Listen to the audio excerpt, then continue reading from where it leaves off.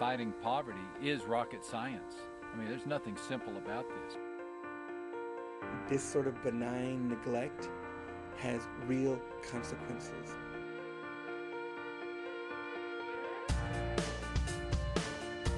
It was meant to be a social revolution where you and I and all of those who follow Christ are forgiven and redeemed, and we go out into the world as salt and light to change everything.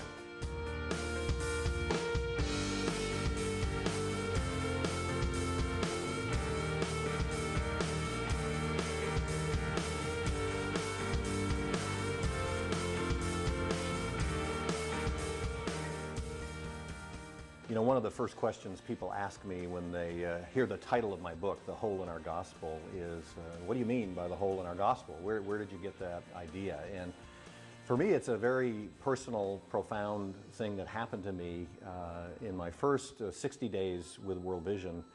I traveled for the first time to Africa, and I went into the homes of children that had lost their parents to AIDS. These were orphan children living alone in child-headed households, and it was really emotionally very powerful for me. It was my first trip to Africa, the first time I'd ever seen this kind of poverty. I remember thinking about my faith and what it meant, and what my faith meant in action, and how relevant was my faith in this place in Rakai, Uganda. Sitting in a mud hut with these boys that had lost everything. And I remember thinking at that time, a lot of things went through my mind, but that the word gospel means good news. It was meant to be good news for the world that we live in. It was the good news of God, the good news of Jesus Christ. And yet here I was, and I thought, well, what good news, what gospel have these children, orphaned and living in terrible poverty, what good news have they felt from this gospel? And I realized that the gospel they'd experienced was incomplete. It was missing something. It was a gospel with a hole in it. We think of the gospel as the proclamation of the good news, that we understand for the first time that God has a plan for our lives, that He sent His Son to die for our sins. Jesus' death on the cross gives us the forgiveness and reconciliation that we seek with God. And that is truly good news. But if it stops there, if that's it, if it's just a private transaction between me and God, what good is my faith? What does it mean? If I just go back to whatever I was doing, then the gospel just becomes a fire insurance policy that I keep in my drawer, and I just go back to doing whatever I was doing. That's not what God intended.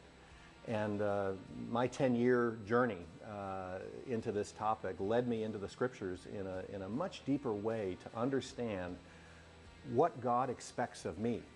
Just what does God expect of you and me?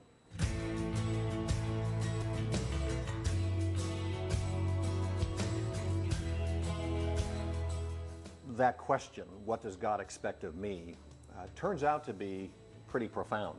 On one level, it's a simple question. What does God expect of us? What does God expect of you and me? But on another level, it's really quite profound, and it takes us to the deepest parts of our faith. How we answer that question? The obvious answers might be, God expects us to go to church and fellowship with other believers.